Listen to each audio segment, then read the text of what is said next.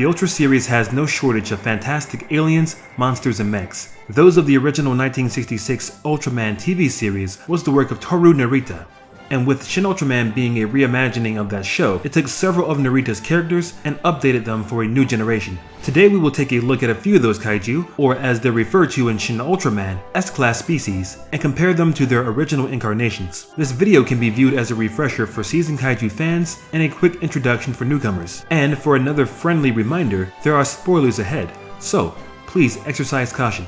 The two kaiju featured heavily in the promotional campaign of Shin Ultraman were Naranga and Gabora. Naranga, the transparent monster, made its debut in episode 3 of Ultraman, attacking power plants and transmission stations in order to satisfy its thirst for electrical power. Gabora, the uranium monster, stalked the Japanese countryside in episode 9 in search of, well, uranium.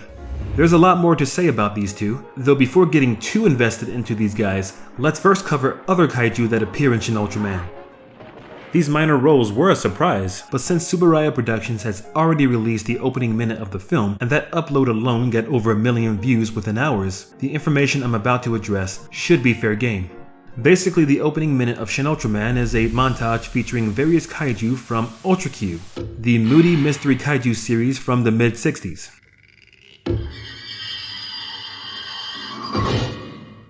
While it has kind of been overshadowed by Ultraman, 1966's Ultra Q was the first entry of the Ultra series, and was a huge hit as well.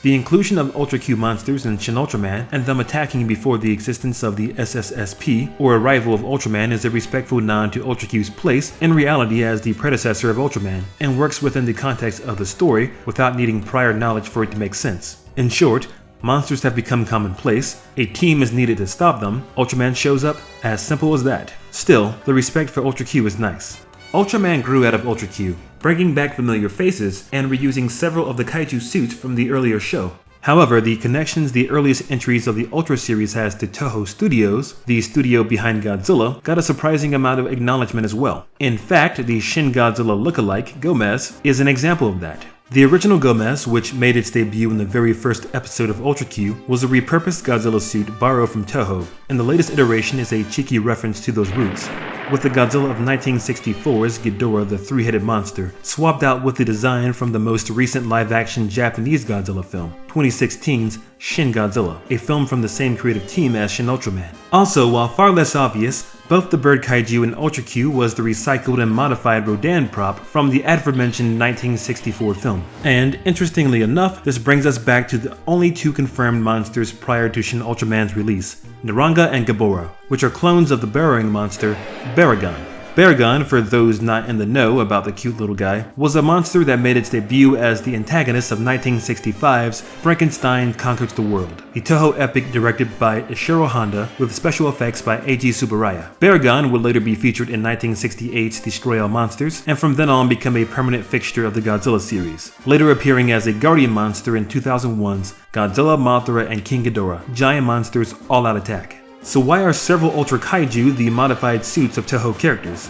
Well, for one, it helped to keep the cost down, but besides that, back in the mid-1960s, Toho and the newly established Tsuburaya Productions had a close relationship due to the latter's founder, Eiji Tsuburaya, the special effects director who played a huge role in bringing Godzilla and many of Toho's other classic characters like Rodan and Baragon to life. Because of this relationship, his studio was allowed to use assets from Toho, and as a result, Baragon ended up getting a thorough workout in the earliest Ultra shows. The suit was repurposed 4 separate times to be used as different kaiju, and 3 of those kaiju appear in Shin Ultraman, Ultra Q's Pagos, and as mentioned earlier, Ultraman's Naranga and Gabora. And perhaps, like for old time's sake, this was a cost-saving measure. It might also be a nod to Toho's history with the series and attachment to Shin Ultraman as one of the film's production companies.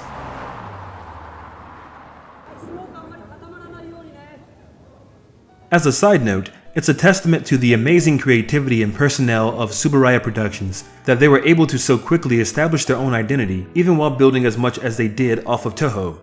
Akira Tsuburaya, the third son of Eiji Tsuburaya, had this to say on the matter, as reported in August Ragone's Eiji Tsuburaya, Master of Monsters. Toru Matoba, who directed a lot of our shows, always said that the monsters in Ultraman and the other Ultra shows shouldn't be like Godzilla. They had to have their own style. It was because of his influence that monsters like Garamon, Kanegon, Baltan, and Antler all have a unique feeling, unlike the monsters my father was working on at Toho. This sentiment is arguably well reflected in how different Naranga and Gabora are from Baragon despite relying on his suit. And speaking of which, let's get back to those two. The latest designs for Naranga and Gabora was the work of Masahiro Maeda, an anime industry veteran with plenty of popular shows and films to his name. His credits include designing or heavy involvement in designing the mechs of Gunbuster, the Kaiju of Ultraman powered, at least 2 of the angels in Neon Genesis Evangelion, the horrifying mutations of Shin Godzilla, Zega and SSSS Gridman, the Giant God Warrior and Giant God Warrior appears in Tokyo, and all of the monsters of the Heisei Gamera trilogy. There's also his various contributions to the early films of Studio Ghibli, his directorial efforts on The Animatrix, and the Academy Award-winning art design of Mad Max Fury Road. And now Maeda brings his talents to Shin Ultraman, which, as mentioned moments ago, isn't his first brush with the Ultra series, as back in the early 90s he helped Shinji Higuchi and Mike Toshiro design the Kaiju of Ultraman powered. And while he didn't get a chance to revamp Naranga back then, he did update Gabora, and it is interesting to compare what he did almost 30 years ago to today. On that note, let's take a closer look at what Shin Ultraman does with the Kaiju. First, Gabora. Its spin on Gabora represents a significant shakeup to the original incarnation. Both of Mahiro's designs are sharper interpretations with long nails. However, the Shin Ultraman design quickly departs from both. Along with his new skull-like head, Gabora's rose-like petal appendages now possess the ability to rotate like a drill. And, given the backplating, drilling seems to be the guiding principle of his new design. And while Naranga stakes a lot closer to the original 1966 design, it's still a notable upgrade with more beast-like features. For comparison's sake, here's a more faithful update of Naranga from a few years ago. Pretty different, right? Also, it seems Gabora and Naranga will be retaining many, if not all of the original attributes. In the trailers, they are seen sporting powers and roaming environments similar to the powers they sported and environments they roamed in their debut episodes.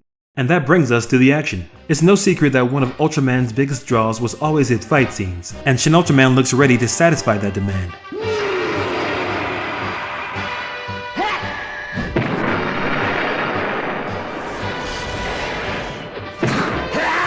But, with as much fun as tokusatsu enthusiasts have with the classic effects, they can be a tough sell to many modern eyes. So what can Shin Ultraman bring to the table? Well, there's over 5 decades of special effects evolution and a larger budget being used in service of respectful new takes on these characters. For example, Gabora's enhanced drilling abilities should open the door to some exciting new action possibilities, and the trailers already suggest as much. And knowing how much director Shinji Higuchi and writer and producer Hideaki Anno care about Ultraman and tokusatsu as a whole, surely they've cooked up something that justifies leaving behind the suits and miniatures, all the while preserving as much of the charm and old school sensibilities as possible. And there you are, the monsters of Shin Ultraman. As far as its Earthbound Kaiju are concerned, it seems Shin Ultraman decided to honor its Ultra Q and Toho roots, though from here on out you'll get a lot more of that unique feeling that Akira Tsuburaya mentioned, like the crafty aliens Zarab and Mephiles. But those will be saved for another time since so little was revealed about them prior to Shin Ultraman's release, and because exploring that subject might be serious spoiler territory. By the way, there is one additional alien that was hinted at in promotional material, and I'll leave you with that hint. Does this look familiar? A certain alien invasion started around this time in the original series, and those in the know should figure out the rest. But that alone won't prepare you for what the film does with that character.